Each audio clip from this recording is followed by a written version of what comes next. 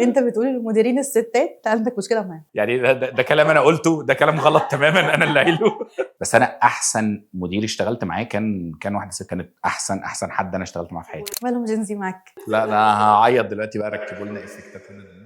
جنزي تجربتي معاه مش احسن حاجه خالص، انا اسف يعني مش بعمم، بس هقول تاني انا بعمم على تجربتي ان انا استغنيت عن الكونتنت كريتور بالكامل بشات جي بي تي. خلاص، ما انت نفس الكواليتي اللي بتقدمها لي هي بتاعت شات جي بي تي، طب ما انا اوفر لي اروح ادفع $20 لشات جي بي تي وخلاص. لو عايز تفتح ستارت اب ما تفتحش ستارت اب دلوقتي يعني بلاش. لو هو عنده ستارت اب ما تحرقش كتير. زعتر، ازيك؟ ازيك يا رب؟ عامل ايه؟ طيب للي ما عرفش جود انف او عشان انت اول مره تعرفه، اسم اصلا بودكاست جه منين؟ ان احنا بالليل بنقعد اوفر ثينك حاجات كتير قوي قوي قوي، ممكن تكون احنا مكبرينها بس هي مش كده. ف... فالفكره ان انا عايزه يعني البودكاست ده يكون انسبريشن للناس، اللي هو لا عادي يا عم اشتغل موظف عادي. والله يا ريت يا ريت يا بلاش تبقى فاوندر. ايوه ارجع كده للبيزكس بتاعت زمان وادرس ماركتنج. حاجات يعني بقينا مش عارفين هي فين. يعني ايفن حتى بنشوفها على تيك توك اللي هو لا خلاص بسيب الشركه والحاجات دي كلها. فلاحظت كده انك بدات تعمل حاجات لذيذه، مقتطفات صغيره رب ما حد تاني يشوفها. هيشوفوها طبعا. ماشي. فحسيت انه طب ليه لا بقى نعمل بودكاست، بلس ان انت اللي شجعتني ان انا اعمل بودكاست. لان انا فاكر لما كلمتني وقلت لي انت بقالك كتير قوي بتقولي انا هعمل بقى بودكاست وهعمل فاكر زعقت جامد. بالظبط. فانا قلت لا انا خلاص بعد ما رمضان ما يخلص ايوه انا لازم اعمل كده. ف حلقه النهارده بعنوان انت المدير السيء في حياه احدى. حد قال لك حاجه؟ محدش قال لي، بس ربنا يعني يستر. ماشي خلاص، انا عارفهم اللي قالوا لي. تجارب احنا مرينا بيها كلنا. تمام. عادة الناس بتبقى بتصحى الصبح كده عندها نشاط وحيوية وكده، احنا بقى بنبدأ من الآخر نفكر في ايه قبل ما تنام. دي مشكلة بيني وبين مراتي ان انا ما بفكرش في اي حاجة قبل ما انام. مشكلة كبيرة. يعني احنا بنخش ننام، انا بنام هي لسه بتبقى بتتكلم اصلا في حاجات. مفيش اي حاجة بفكر فيها؟ هي بتقول كده، انا ببقى بفكر في حاجات بس بنجز، يعني اللي هو خلاص بشوف ايه بقى هو انا هصحى الساعة كام، بس بظبط المنبه وانام. بس كده. طب في حياتك العادية بتفكر في ايه؟ ايه الحاجات اللي بتفكر فيها بتشغلك؟ كي بي ايز بقى يعني اوكي ارز الحاجات دي، يعني بنشوف ورانا ايه، هنخلص الكوارتر ده ازاي. يعني هي حاجات معظمها شغل. اوكي. غير كده انا برضو عشان شغلي ريموت على طول شغال من البيت، فالبالانس ده شويه بحاول على قد ما اقدر يعني ان هو يكون موجود، ان احنا موجودين. فعادي ممكن انزل بقى نشتري حاجات، نرجع نخرج، اشتغل من بره، نرجع تاني. موضوع اجيب بنتي مثلا من المدرسه اوديها، الكلام ده كله ده انا بعتبره ده اليوم الطبيعي. فاللي بيخليني بقى افكر اصلا في حاجات فهو بيبقى الشغل، يعني اللي هو احنا ازاي بقى هظبط الشغل وسط الحاجات دي كلها. زائد ان انا بشتغل وقت متاخر جامد، لان برضه انا شخص مش ايرلي بيرد خالص. يعني انا بصحى اخلص ميتينجز اوكي بتاعت الصبح، بعد كده بناخد فاصل بقى كده ان هو ايه، نتغدى ونقعد واخد ناب ولا حاجه. وممكن من بعد بقى ما البيت كله ينام ابتدي بقى شغل بقى، لو عندي مثلا بيتش عايزه اظبطها، عندي برزنتيشنز محتاجه اعملها، شيتات، كلام، حاجات كده، بلاننج ولا بتاع، كل ده بيتعمل بالليل. اوكي. فخلاص اول ما بحط دماغي على المخده فخلاص انا كده انا نمت، ما بفكرش في حاجه ثانيه خالص. ماشي. لو انت التايتل بتاعك ايه دلوقتي في الشركه؟ انا دلوقتي هيد اوف جروث في شركه فالنس، دي شركه اي اي موجوده في السعوديه، في اكتر من بلد تانية، بس دلوقتي المقر بتاعنا في السعوديه. حلو قوي. بتعمل ايه بقى فالنس؟ بدير النمو. انا بدير النمو دلوقتي. بعمل ايه في فالنس ولا فالنس بتعمل ايه؟ لا انت بتعمل انا بعمل ايه؟ ماشي. انا السنتين اللي فاتوا كنت مسؤول عن الماركتنج تيم، وعن الاكتيفيتيز كمان بتاعه الماركتنج. الاول انا كنت داخل كبرودكت ماركتنج، ده اكتر حاجات ليها علاقه بالمسجنج، حاجات ليها علاقه بكونتنت ماركتنج، اكتر حاجات ليها علاقه بالبرودكت نفسه، الكونتنت اللي بيبقى مكتوب فيه بيبقى عامل ازاي، الكوبي بتاع البرودكت، الفاليو بروبوزيشن بتاعت البرودكت، حاجات تكنيكال قوي يعني جوه البرودكت. وكان المفروض احتكاكي الاكبر بالبرودكت تيم والتك تيم وكده.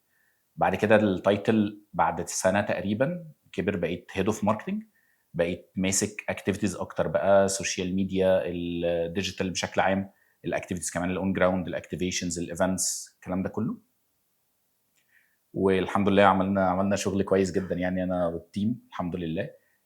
وناس كتير جدا عرفتنا، وكان ممكن اقول اكبر اتشيفمنت كنا عملناه ان احنا جينا في فتره كنا بنغير اللوكيشن بتاعنا. زي ما قلت لك اللي هو احنا الاول الشركه كانت في المانيا، وبعد كده اشتغلنا هنا في مصر شويه، وبعد كده رحنا السعوديه.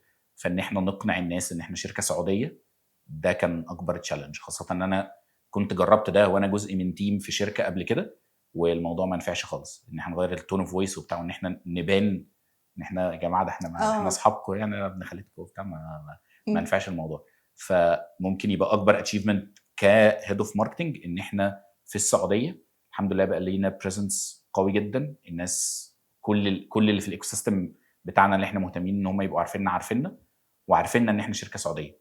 فدي كانت حاجه حلوه جدا، وان هي حصلت على تايم سبان كوارتر مثلا، يعني هو 3 شهور احنا قعدنا.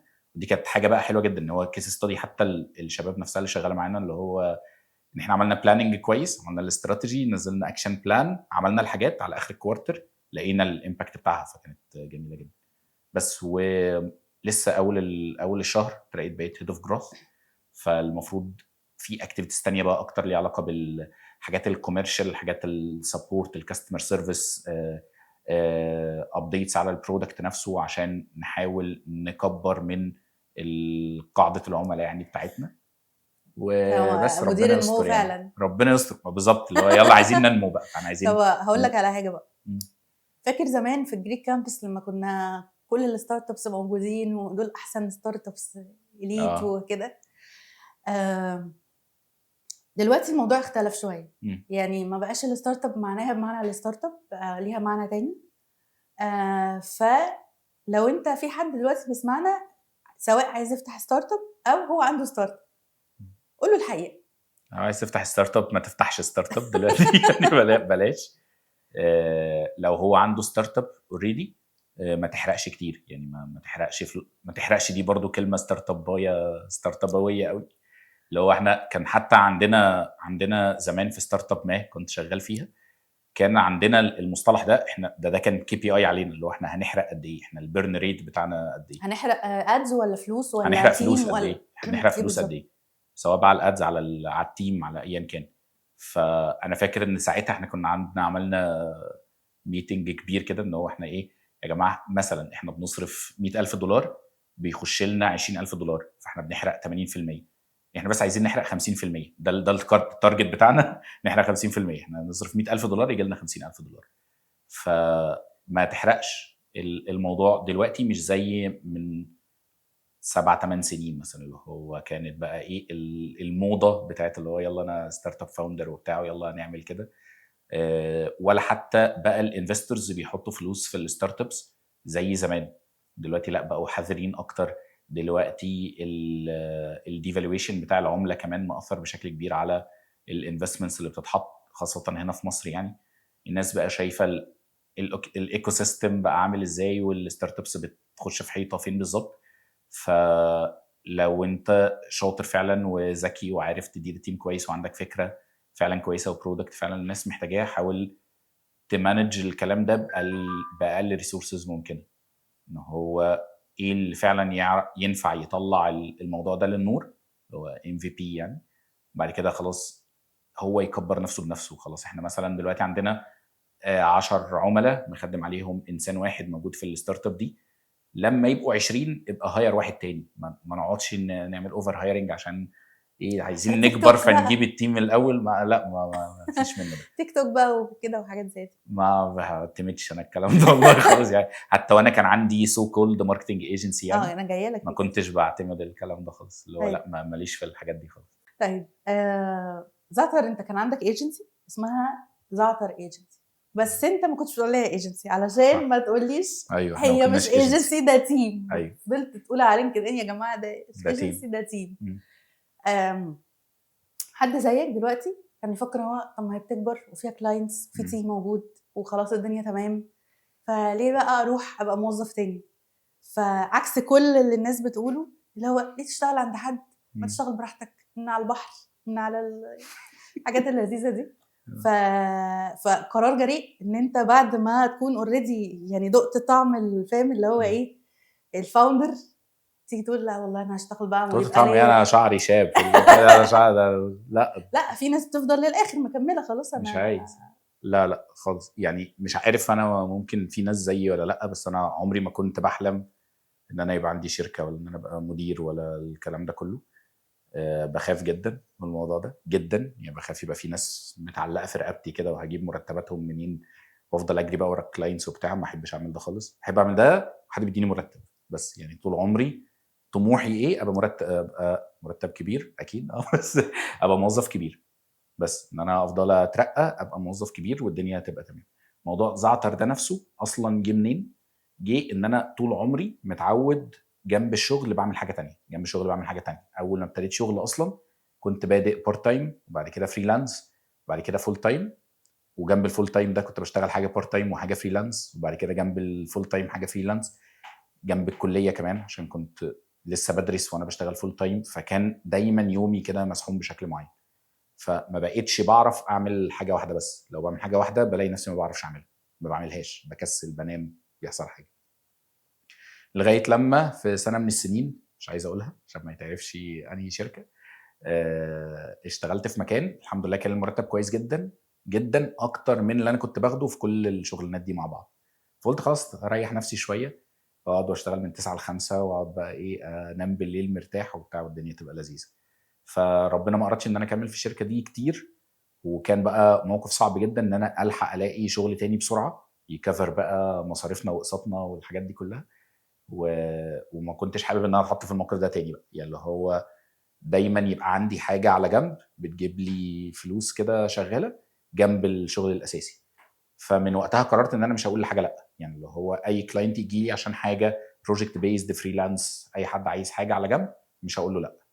فابتدينا الاول بالتيم اللي هو اوريدي كان معايا، اللي هم الناس اللي هو ايه لو فاضي لحاجه سايد جيج كده نشتغل عليها مع بعض. وبعد كده خدت الكوميتمنت بتاع ان الناس دي ايه رايكم هتشتغلوا معايا بارت تايم؟ انت هتديني من وقتك 3 ساعات في اليوم لمده 5 ايام، فانا عايز منك في الشهر 60 ساعه. مالكش دعوه بنشتغل عند مين، يعني اللي هو في كلاينت ما فيش كلاينت، انت معايا 60 ساعه دول. ووقتها ان باراليل انا كنت عايز اقول انا بعمل ايه او اوري الحاجات. انا بحب قوي ابين البورتفوليو بتاعي، انا مهتم قوي بالفيجوالز وحاجات زي كده. ف في نفس الوقت بكرنج من ان انزل الحاجات دي عندي على البروفايل. يعني ايه البيرسونال براندنج مش بعافيه شويه عندي يعني ما بحبش قوي انزل حاجات عندي.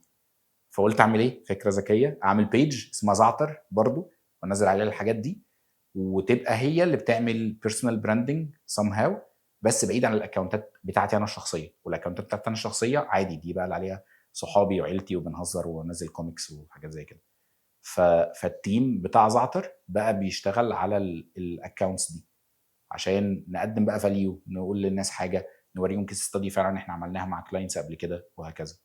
فالموضوع ابتدى يكبر واحده واحده. قعدنا اول 8 شهور احنا اللي بننفست في الكونتنت، لغايه لما مره واحده لو وريتك الجراف كده بتاع زعتر بتاع الانكم حتى بتاعها، هو كان ماشي اللي هو ايه حلم الاكسبوننشال جروث ده اللي هو ايه فضلنا ماشيين كده اول 8 شهور، بعد كده مره واحده علينا وفضلنا فوق بقى كده ايه لغايه لما قفلتها في الاخر. بالظبط. اه فهنا يعني ده لناس كتيره مؤشر ان انا اكمل، مش ان انا ما بكملش. هنرجع بقى هنا خطوه ان انا مش عايز ده. انا مم. مش عايز ابقى شخص اللي هو مش عايز ابقى شخص اللي هو صاحب شركه في رقبتي ناس وفي كلاينتس وبجري وراهم وبدفع من جيبي اوقات. الكلام ده كله مش ده هيبقى كاريري. انا مش شايف نفسي هنا خالص ان انا صاحب ايجنسي وبتاع. زي ما قلت لك انا دايما عايز ابقى ايه؟ عايز ابقى موظف كبير. فكان ساعتها الاختيار، انا ساعتها كنت تعبت بقى جدا جدا، تعبت بقى نفسيا وارهاق واتخنت اكتر من كده بكتير. يعني بقى ايه كان اكتر بقى من كده. ف وبنتي ما بقتش اشوفها ورغم ان انا قاعد معاهم في البيت بس شفت على بقى، ما طول هو ده بقى فكره جود قاعد انف في ان البتاع. هي دي ما هو انه اتضايقت بقى، ما انا اتضايقت، ما انا بني ادم خلاص انا بموت يعني. فساعتها كان لازم اضحي بحاجه. فقعدت استخرت كتير بقى لغايه لما قلت لا خلاص مش هكمل في الموضوع ده. زائد ان كان برضو في حصل كام حاجه كده ممكن بقى ايه بالتفصيل. انا ناوي اعمل كورس اصلا الفتره بتاعت زعتر دي، السنتين بتوع زعتر دي عايز اعمل ماستر كلاس كده اللي هو ايه ازاي تفتح ايجنسي وتقفلها في سنتين ولا ازاي تعمل لك $100,000 كده ولا حاجه كده في السريع. بس هقول بقى فيها تفاصيل اكتر. بس هنا كان كمان احنا كان الكومبتيتيف ايدج اصلا بتاعنا زي ما انت كنت بتقولي كده ان احنا تيم مش ايجنسي. ان انا البيعه بتاعتي كانت بتبقى ايه؟ كانت بتبقى ان انا هبني لك ماركتنج تيم كانه شغال عندك ان هاوس. انا مش بشتغل بالطريقه الايجنسي بتشتغل بيها. الايجنسيز على طول بتعتمد وانت عارفه اكيد ان هو بيديليفر حاجه، اللي هو مثلا انت عايز ويب سايت هعمل لك ويب سايت. انا كنت بروح معاه ابعد من كده، ان انا هعمل لك ويب سايت شغال، الناس بتقرا فيه، الناس بتقضي فيه وقت، اس او فريندلي، الكلام ده كله. لو احنا نعمل ويب سايت كان يجي لنا كلاينتس بحاجات هم عايزين يعملوها وهتجيب لنا فلوس كتير، انا بشوفها مش مفيده ليهم مش بعملها وبقول لهم دي مش مفيده ليكم. يعني كان جاي لنا كلاينت قبل كده لسه اصلا ما عندوش ويب سايت وعايز يعمل موبايل ابلكيشن. حرام عليك نفسك يعني، لو تعمل موبايل ابلكيشن ايه؟ اعمل بيج على الفيسبوك الاول وبعد كده بشوف موبايل ابلكيشن ده. هتصرف لك فيه فعلا بتاع $500,000 ولا حاجه، وفي الاخر انت ما عندكش ترافيك اصلا. يعني الناس اصلا لسه ما تعرفكش عشان تخش عندك في المسجز، علاوه على ان هي تخش عندك على الفيسبوك، علاوه على ان هي بقى تنزل الموبايل ابلكيشن وهكذا. ان هو احنا كنا بنبقى بندليفر كواليتي معينه لمرحله معينه. وبرضه ده زمان ما كانش معروف قوي حته بقى ان احنا بنربط الكامبينز بتاعتنا بتارجت بكي بي ايز وبتاع. ده بالنسبه للكلاينتس حتى كان بيبيع مدهش. كان مدهش الكلام ده، يعني بيبيع كان انت قلت عليه قبل كده. احنا كنا بنبيع بيه اصلا. ما بقول لك دي كانت الكومبتيتيف ايدج بتاعتنا، وهم ما كانوش بيلاقوا ده في اي ايجنسي ثانيه هم بيشتغلوا معاها. اللي هو ايه ده؟ انا عمري ما حد قال. كان في كلاينت مره قال لي كده، قال لي انا عمري ما حد قال لي انت عايز تبيع بكام. عمر ما ايجنسي سالتني انت عايز تعمل ايه، انت عايز توصل لايه، انت عايز تحقق ايه. عمرهم ما قالوا لي كده. هو انت بتروح للايجنسي يقول لك انزل لك ال 12 بوست دول في الشهر وامسك وهات الباكج شوف هتدفع كام وبس وخلاص.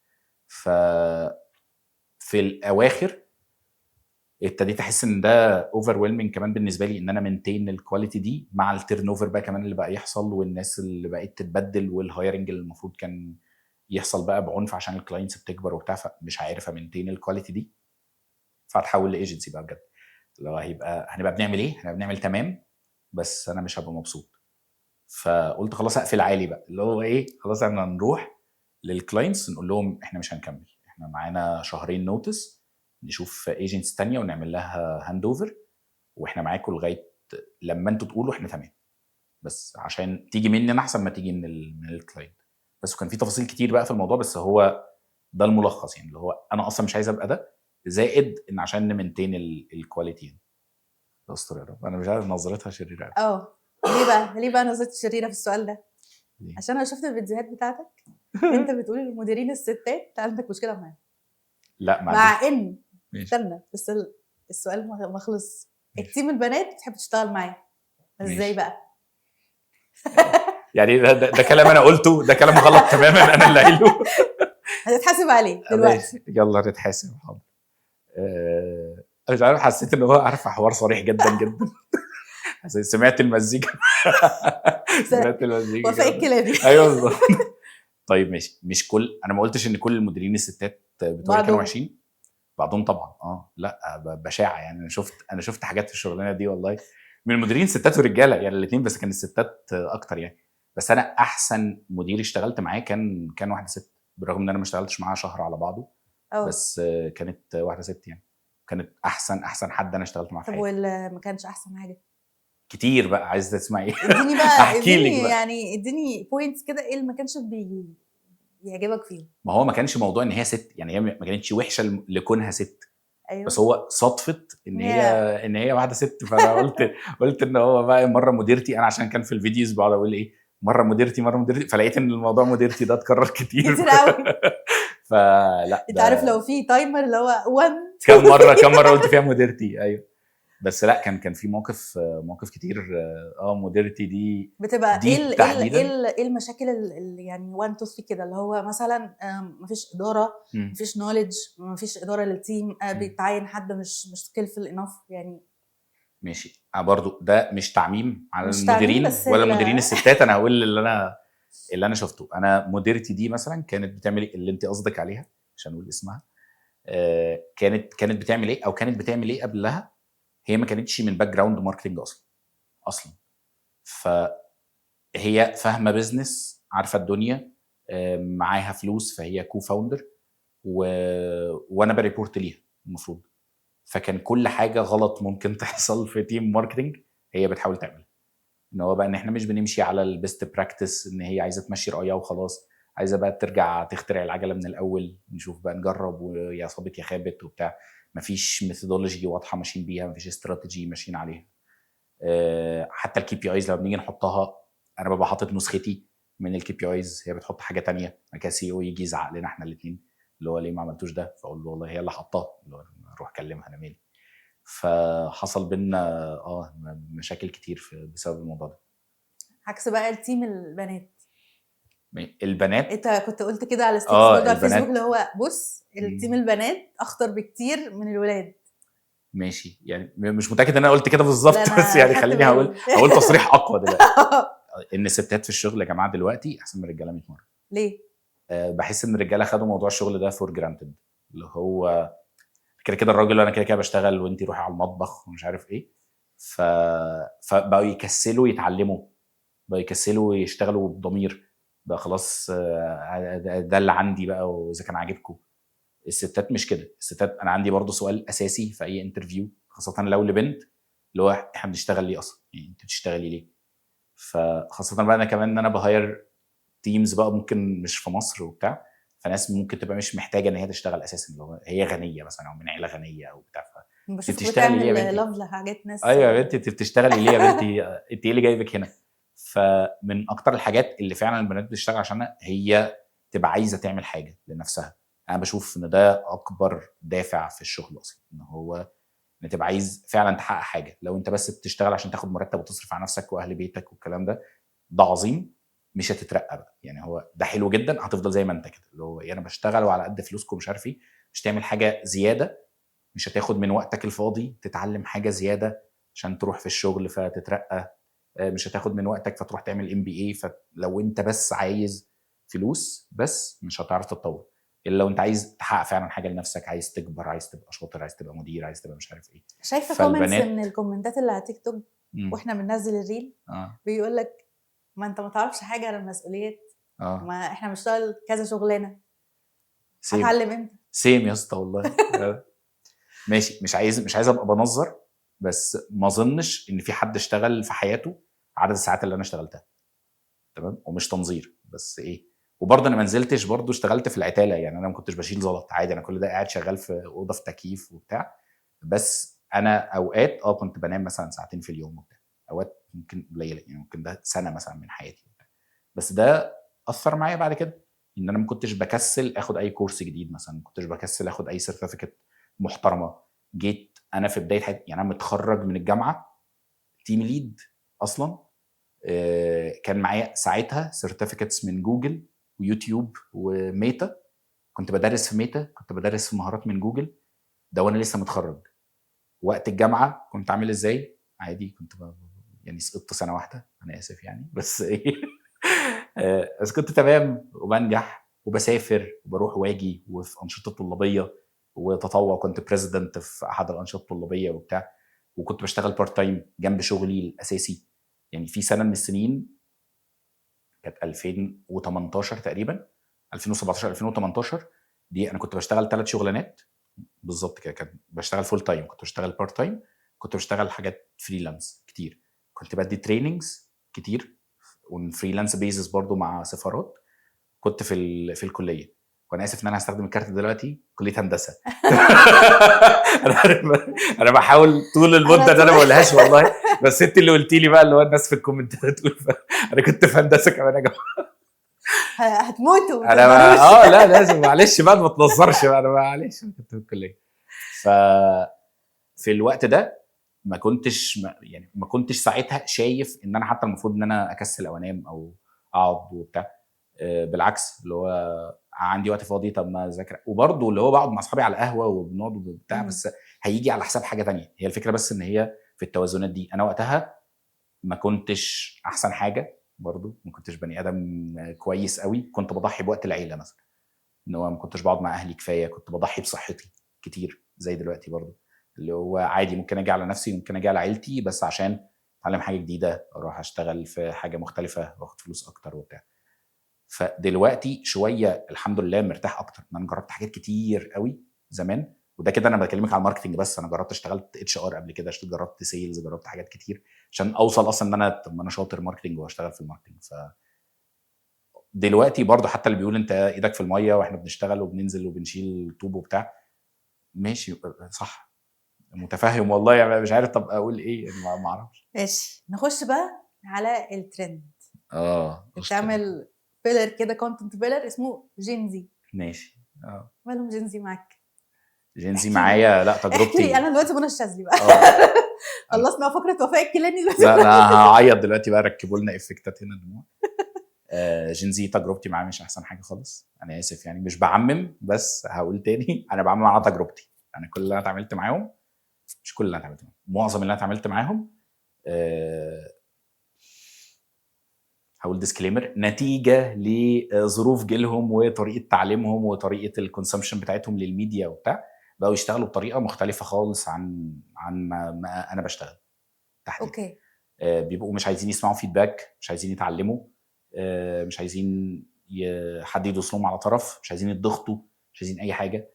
احنا لما خدنا الشيفت من ان اهالينا مثلا ممكن يشتغل 30 سنه في مكان واحد، ان احنا بنقول لا طب ما انا ممكن 3 سنين واغير، سنتين واغير، سنه واغير، خدنا الشيفت العنيف ده، هم ممكن يقعدوا في مكان شهر شهرين، صح. يزهق ينط على اللي بعده وبتاع. فدي اسوأ حاجه في الدنيا، اسوأ حاجه ان احنا نشتغل مع حد، هتكلم عن نفسي، اسوأ حاجه ان انا اشتغل مع حد ما بيسمعش فيدباك.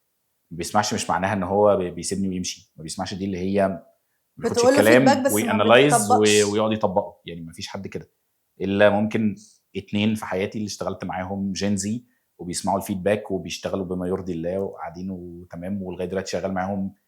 واحده منهم شغاله معايا بقى لها دلوقتي 4 سنين او حاجه، 4 سنين والتانيه شغالين مع بعض بقى لنا تقريبا سنتين دلوقتي وتمام، واللي هو ده بقى برقبتي، اللي هو برشحهم في اي شغل وبتاع، بس عشان البوينت دي ان هو يستحملوا، بيسمعوا فيدباك، عايزين يتطوروا، عايزين يعملوا حاجه، فعلا شايفين ان في هنا حاجه تتعمل، مش الايجو هو اللي سايقهم. لما غير كده الناس التانية دي يعني بتحسس مسدسي على طول اول ما الاقي ان في جين زي في الانترفيو يعني انت بقلق تعين بصراحه. حد سينيور مش جين زي بس تمام عادي احسن من تعين جين زي، ولا انت بيبقى ليك جوب ديسكريبشن معين في وظيفه معينه، مثلا ريلز كرييتور مثلا، انت عايز تعين ريلز كرييتور يعمل بقى ريلز وشقاوه وحاجات زي كده. فهل برضو انت شايف ده؟ لانه هتكلم بصراحه، احنا هنا براحتنا صح؟ براحتنا، ماشي. جود انف. طيب هنا انا ببقى عامل حسبه ان هو ان انا هجيب حد واحد ديناصور دي اللي هو قديم وتقيل وبتاع، اللي هو ايه، حد ايه، عظمه كبيره ديناصور كده، فعلا. تمام، ولا اجيب 3 4 صغيرين، فال3 4 دول هيصفوا على واحد شاطر، صح، والباقيين دول هيمشوا. بالظبط. انا ببقى حاسبها كده. كنت فاكره ان انا بس اللي بعمل كده. يعني انا اسف بس انا بعمل كده برضه، بس يعني احنا اسفين يعني يا شباب خساره، الجين زي والله يا يعني. خساره. بس احنا بقينا يعني، انا بقيت شايفكم كده، اللي هو ان انا بقيت شايف دلوقتي ان هو انا الاول كنت مثلا بانفست وقت كتير في الانترفيو بروسيس حتى عشان اتاكد ان الانسان اللي قدامي ده هيعيش معايا بقى، اللي هو ايه، خلاص بقى احنا قاعدين مع بعضينا بقى شويه. دلوقتي في الانترفيوز لا بالعكس خالص، اللي هو لا احنا مره الدنيا لطيفه، يلا نخش نجرب بقى في البروبيشن بقى، هنشوف احنا تمام ولا لا، الدنيا ايه هتيجي علينا، فهنغير على طول. طب ده بيفرق من، يعني هقول لك على حاجه، دلوقتي جين زي بيبقى عايز اكتر شركه بازاز بمجات اللي هي يا ريت بريكفاست والله، وحاجات زي ولا كده. حتى عايزين ده. ما انا هو مره كنت بعمل ايوه انترفيو بالظبط. لبنت، ما ده اللي انا بقوله لك، انت حجم الشركه اللي انت شغال فيها دلوقتي حاليا ممكن تكون بتتوسع كمان بره، في حاجات ممكن تحصل، في طموحات، في حاجات ممكن تحققها، هم مش شايفين ده، فليه بقى مش شايفين ده؟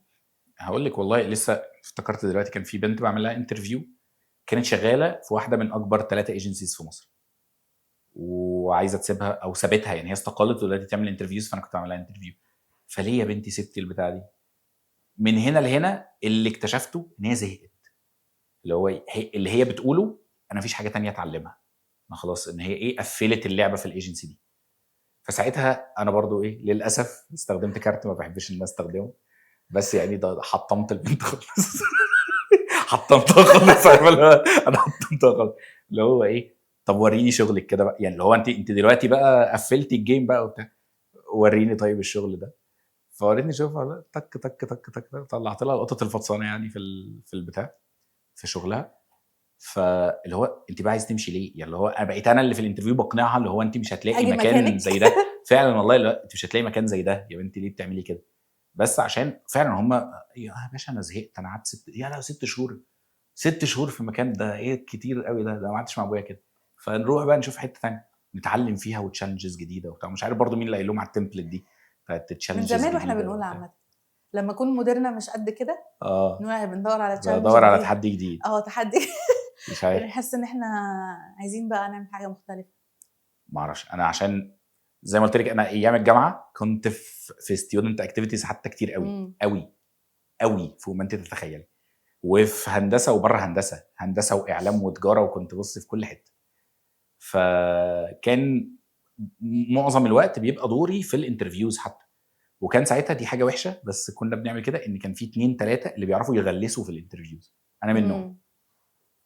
فانا من زمان قوي قوي يعني انا من اولى كليه تانية كليه مثلا انا بعمل انترفيوز وبيتعمل لي انترفيوز، يعني خلاص انا عارف الدنيا ماشيه ازاي وبتاع. فلما حد بيجي يقول الكلام المحفوظ ده بيزعل بتكتشف بقى. بيزعل يعني في الانترفيو احنا طب بنتكلم مع انا اقول بعض لك على يعني. حاجه. يا باشا انا جاي لك دغري وبنتكلم على مهنيه ومفيش كويستشنير ومفيش اي حاجه، ملهاش لازمه ان هو تيجي بقى ايه وتحط لي اسطمبه وبتاع، لا هنزعل من بعض. انا في حاجه كنت فكرتني بيها كنت عايزه اعملها. استر يا رب. عايزاك تعمل لي انترفيو دلوقتي ليه؟ كده. ماشي. بس انا هتعامل كأن انا لسه. ماشي، ما انا كنت هقول لك انا الانترفيوز بتاعتي ما بتبقاش انترفيو، بتبقى احنا ايه بقى؟ بتبقى ديسكشن، بنتكلم عادي. اللي اوكي. هو الاستراكشر حتى الاساسي يعني ممكن يبقى الانترفيو كله سؤال واحد، مم. كله سؤال واحد. يعني انا اوقات كتير معظم الوقت لو حاجه انا عارفها، يعني انا لو بهير حد في الديبارتمنت عندي معظم الوقت ببقى مش بحضر اسئله، هو سؤال اوكي. واحد بعد ايه كده بقى الكلام السؤال؟ بياخدنا قدم نفسك او ليه هشغلك او ايا كان، يعني لو هو اه. حاجه قول انت بتعمل ايه، وده ما بيبقاش سؤال. يعني انا في الاول من باب اللباقه بنعرف نفسنا الاول، بقول له انا فلان الفلاني بشتغل كذا في الديبارتمنت الفلاني، دلوقتي احنا بندور على حد يعمل معانا 1 2 3، بس قول لي بقى ليه انت المفروض تبقى الحد ده. بس وبنقعد نتكلم، فهو بيقول لي والله ده انا كنت شغال مثلا في شركه الحمصاني بعمل كذا. اقول له طب وعملت ايه بقى في شركه الحمصاني دي؟ طب مم. كنت لما دخلت عملت كانوا فين وانت وصلتهم لفين؟ طب مديرك اللي فات لو اتكلمته هيقول عليك ايه؟ طيب حاجات كده، وبنفضل واخدين السيكونس كده. طب خلاص ماشي تمام كمل. فهو بيبقى هو سؤال انت كلمني عن نفسك، وبقعد انا اقاطع في النص اعرف شويه معلومات عن كل وظيفه عشان اشوف فعلا هيفات الوظيفه دي ولا لا.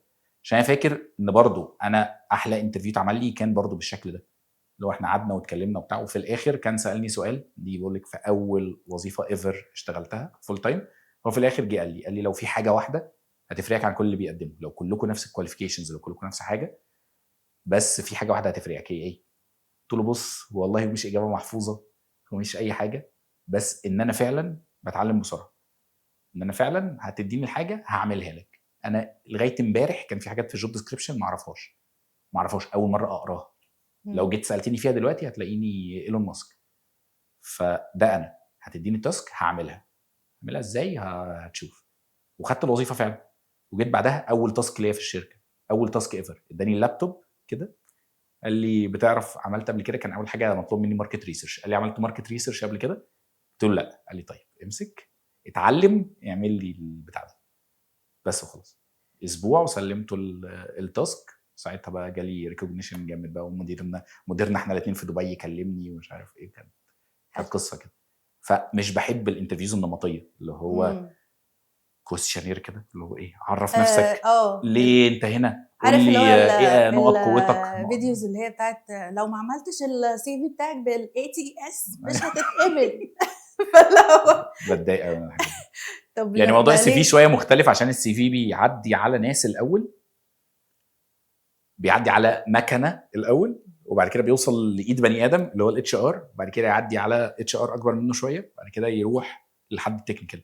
فالسي في ماشي متقبل ان انت تبقى بتعمله بطريقه معينه، لان انا نفسي كنت زمان عامل السي في بتاعي شويه شبه البورتفوليو، لغايه لما لقيت ان هو انا مش بوصل لحاجه، اللي هو بالظبط. انا ما حدش بيكلمني، فخلاص هعمل نسخه تانية من السي في تبقى بالشكل اللي هو بيعدي من الاي تي اس، وبعد كده لما نتكلم هتشوفني بقى. بس انا كنت على طول بحب ان انا يبقى اللي انت شايفه في السي في هو انا، فاللي هو انا بقى شخص بقى لابس بينك وبتاع، فاللي هو ده اللي انت هتشوفه في السي في، فهتلاقي الوان، هتلاقي فيه حاجات وبتاع، مش اكتر حاجه بروفيشنال، بس اللي هو عشان تبقى متوقع انت هتشوف ايه من السي في، بالظبط. فلما اجي لك ما تتفاجئش.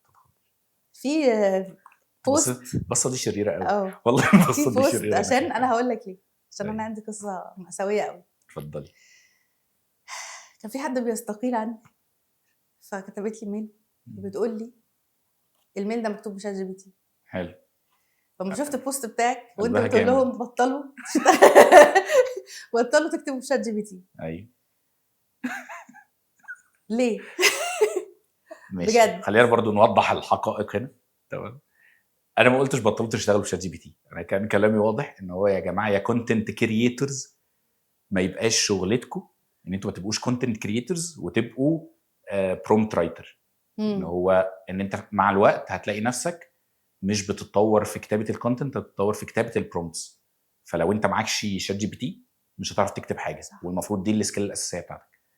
ده كان كل الهدف من البوست ده نفسه مكتوب بشات جي بي تي اصلا. شوف ايه، عشان اختصر الوقت، بس اتكتب بشات جي بي تي ازاي اساسا؟ ان هو خد بقى من طريقتي وانا غذيته كتير وقعدنا بنفكر مع بعض وانا بعدل فيه لما بيخلص وبتاع. ف دي كل القصه، ان هو خليني اقول لك الموضوع جه ازاي. الموضوع جه ازاي ان احنا عندنا في التيم احنا عاملين ايه فن رول كده، ان احنا عندنا حصاله ومع كل اختراق لاي رول بنحط فيها $5. حلو، اللي هو بقى ايه الحاجات اللي هي الصغيره، اللي هو مثلا دخلنا ميتنج متاخر، جينا ميتنج ما حضرناهوش، ما فتحناش كاميرا في الميتنج، فزودنا عليه رول اللي هو ايه اللي هلقط ان هو شغال بشات جي بي تي، يعني اللي هقرا اللي الكونتنت هقراه هحس ان هو شات جي بي تي، هاخد $5 بس. يعني ما قلتش ما تستخدمش شات جي بي تي، انا قلت ايه بلاش شات جي بي تي بعد اذنكم نكتب، وانا ما عنديش مشكله هاخد الليرنينج فيز دي معاكم، اللي هو يجي حاجه وحشه ونعدلها ومش عارف ايه، نفضل رايحين جايين، ما عنديش اي بص مشكله. انا مشكلتي كحد بقى في الكونتنت وكده، انا ما يعني ما باخدش الموضوع على انه احنا لازم نكتب حاجه مثاليه، بس على الاقل اكتب لي حاجه فيها انسايت مثلا، حاجه فيها بتلمس الشخص اللي هنبيع له الحاجه دي.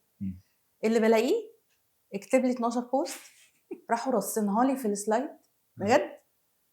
فكان في بنت كده لسه كيوت كده صغنونه كتكوته خالص، وبنتكلم الصبح مع عفت على الناس اللي بتعيط في الفيدباك وكده، فبقول لها انا بس ايه مشكلتك ان انت تكتبي تفهمي احنا رايحين لمين؟ ماشي، طب ما انا ممكن اكتب برومت احنا رايحين للاتش ار مثلا، ما هو برضه هيطلع في حاجه. فايه المشكله لما نفكر ان احنا نعمل عادي نكتب راشونال وكونسبت و therefore وحتى احنا نبقى مبسوطين، يعني احنا طلعنا حاجه الشات جي بي تي ساعدنا فيها، بس اتليست اللي هو انا عملت ده.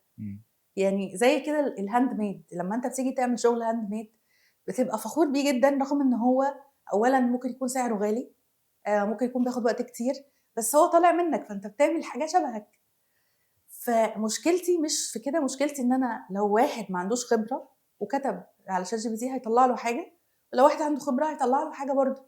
فالفكره انه ما عندناش مشكله فيها، بس لما اكون قاعده معاك في انترفيو واقول لك انت بتعرف تكتب بالانجلش، ما شات جي بي تي موجود.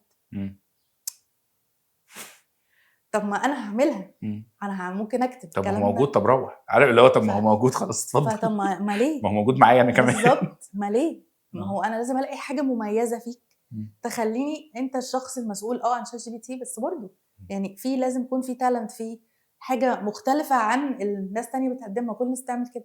والله رند انا لما فعلا عملت الموضوع ده ساعتها بقى ايه الله يمسيها بالخير سلمى، تمام، هي اللي كانت اتشاطت في الرجلين يعني في الموضوع ده، وهي البنت تفهمت ده، عارفه تفهمت ده جدا، يعني اتغرمت فلوس قد كده، بس والله كل ده كان عشان مصلحتهم، اللي هو انا لو عليا انا زعتر، طب ما انا مش فارق لي، عادي تكتبوا شات جي بي تي، تكتبوا برجليكم، ما تكتبوا زي ما تكتبوا، خلاص الحاجه هتطلع. وبرضه احنا بي تو بي، يعني هو كونتنت سوشيال ميديا ده هو مش اكتر حاجه مؤثره على بالظبط. البيزنس، يعني اللي هو خلاص ما ننزل عادي، يعني مش لازم يبقى اكتر حاجه تبين المجهود البشري، مش لازم يبقى كلها هاند ميد. بس انا صعب عليا، اللي هو حرام، انا من ضمن مسؤولياتي كمدير للناس دي ان انا ابقى بحافظ على الليرنينج كيرف بتاعهم، ان هم فعلا يبقوا بيتعلموا حاجه جديده، يتعلموا حاجه زياده، وما يبقوش فاكرين زي البنت اللي كنت قاعده معاها في الانترفيو دي، ان هو طول ما انا عندي شات جي بي تي فانا خلاص مش محتاج ان انا اتعلم حاجه، بالعكس. وانا درست 4 ده سنين هو ألسن ليه طيب؟ أيوه. اللي هو يعني طب ما انا درست وخدت أيوه. بقى حاجات ونوفلز وحاجات طب ليه بقى؟ انما هو عشان يجي خلاص، ياخد مكاني؟ ما هو كده كده هياخد مكانك بس. ماشي هياخد مكاني، بس ما دي ياخد قصه مكاني، ما انا ثانيه. ما عنديش مشكله. بس الفكره ان انا معينه حد، فانا متوقعه منه ان هو اوتبوت معين. ما انا هقول لك بالنسبه لي انا بقيت بحسبها ازاي، ان انا هجيب حد شاطر جدا، تمام، ينفع يطلع حاجات بشات جي بي تي اللي هو ما يعرفش يطلعها بايده. زي ايه؟ انا هجيب مثلا كونتنت رايتر اللي هو بيعمل ايه، بيعمل ارتكلز، بيكتب لونج بيسز، فاهم اي سي او مش عارف ايه، بس ما اشتغلش سوشيال ميديا قبل كده مثلا. فهو يعرف، هو عنده التالنت، يعني هو عينيه حلو، تمام، وعارف يكتب وعارف يقرا وعارف الحاجات وعارف يطلع التايبوز وبتاع، يعني في شويه حاجه، في كرايتيريا هي لازم تبقى عندك، لازم تبقى عندك. ما ينفعش تسمي نفسك كونتنت كريتور وانت ما تعرفش اله من الت المربوطه، الف الوصل من همزه القطع، يعني ما ينفع، عيب، يعني اللي هو ما ينفعش علامات عشان الترقيم انت جيت على بتاع، الجرح. عيب. في حد تمام. كانت برضه قاعده معايا، كانت انترن، ما كانتش. فبقول لها بصي لما تيجي تقدمي لي سكريبت ريل لازم السكريبت يكون متراجع، متظبط كده في النص، مش عارف ايه. بصيت لي كده ليه؟ فقلت لها اللي هو عشان ايه؟ عشان خاطري. إيه اللي ما هو احنا هنصور. قالت لي طب اه. ما هو التصوير ده مش هيطلع، مم. الكلام السكريبت ده انا اللي هقوله. مم. قلت لهم ما عندك فيديو اديتور هيكتب وراكي، مم. عندك ممكن ديزاينر لو بتشتغلي على ديزاين عندك تايبو فيه هو اللي هيلبسها. العيال دي ما شافتش ايام والله العظيم ايام فانا الكرباج. حسيت انه انا وقفت بقى ساعتها ما عرفتش ارد عليها، قلت لها برافو عليكي شطوره. فرجوعا للكيس اللي كنا بنتكلم عنها، فالشخص ده عينه حلوه وشاطر، بيعرف يكتب كل حاجه، بس ما بيعرفش يكتب الفورمات دي. فعادي هيكتب حاجه ويقول لشات جي بي تي طلع لي من نفس التون دي، طلع لي بوست للسوشيال ميديا، طلع لي من نفس الارتكل دي هنعمل ايميل مثلا. ده تمام، انا ما عنديش فيه اي مشكله، هو شاطر وبيحاول يطور نفسه في الحاجات دي، مره ورا الثانيه هيبقى فاهم الملكه بتاعت بقى كتابه البوستات دي. او العكس، حد بيعرف يكتب سوشيال ميديا كويس، بيعرف يكتب ايميلات، صح. بيعرف يكتب سلوجنز، بيعرف يعمل مش عارف ايه، بس انا طلبت منه مثلا دلوقتي يعمل اي بوك، هتبقى فعلا حاجه مرهقه جدا. الناس صح. اللي بتعرف وشاطره ومتعوده تكتب بيسز صغيره، لما نيجي نطلب منهم لونج بيسز حقيقي الموضوع بيبقى مرهق. بس هي نفس البروسيس، يعني اللي انت بتعمله عشان تكتب بوست، انت لو بتعمل ريسيرش وبتشوف الكومبيتيتورز وبعد كده مش عارف انت عندك ده، نفس الكلام هتعمله، بس هتخلي شات جي بي تي يساعدك ان هو يخلي الكلام اطول، انت كده كده بتحب تختصر، هو يخليه فيه صح. اسهاب اكتر وبتاع. دي حاجه انا اتفهمها جدا، ان انت توسع الاوفرنجز بتاعتك، اللي هو انا بدل ما بعمل ده بس بعمل ده وده وده بمساعده شات جي بي تي، انت كده فندمي. انا مش ان انا بعرف اعمل ده فبقيت ده بعمله شات جي بي تي، طب انا جايبك ليه؟ بالظبط. يعني فعلا والله انا جايبك ليه؟ ما خلاص يعني. وده حصلت معايا كذا مره، ان هو ان انا استغنيت عن الكونتنت كريتور بالكامل بشات جي بي تي. خلاص، ما انت نفس الكواليتي اللي بتقدمها لي هي بتاعت شات جي بي تي، طب ما انا اوفر لي اروح ادفع صح. $20 لشات جي بي تي وخلاص. صح حقيقي. آه مش عايز اخلص، والله بس يعني احنا خلصنا. الحمد لله. الحمد اتكلمنا لله. في كل الحاجات اللي حاسه ان جت هي سليمه الحمد جت لله. سليمه. ووصلت برضو لفكره جود انف في النص، لانه يعني هدف البودكاست ده مش ان يطلع للناس على تيك توك ويقول ياه انا ازاي مش زي زعتر، ازاي مش زي رنا، مين دول اصلا اللي بيتكلموا، انا فاهم؟ غلابه والله. احنا غلابه في الاخر يعني. فهدف البودكاست ان احنا نقول اهدوا شويه في التفكير، اهدوا على نفسكم عشان الحياه مش مستاهله. فانا انبسطت انت كنت معايا النهارده، انا انبسطت جدا والله يا رب. واتمنى ان شاء الله يعني في المستقبل هنبقى بنسال الناس بقى اكتر ايه اللي بيؤرقهم، ممكن بقى ايه اجيبك تاني وسط البلد. ربنا يستر والله. لا بلاش عشان الركنه، عشان انتوا عندكم الركنه هنا بشعه. بس لا، من عينيا اجي لكم في اي وقت. شكرا جدا، ميرسي.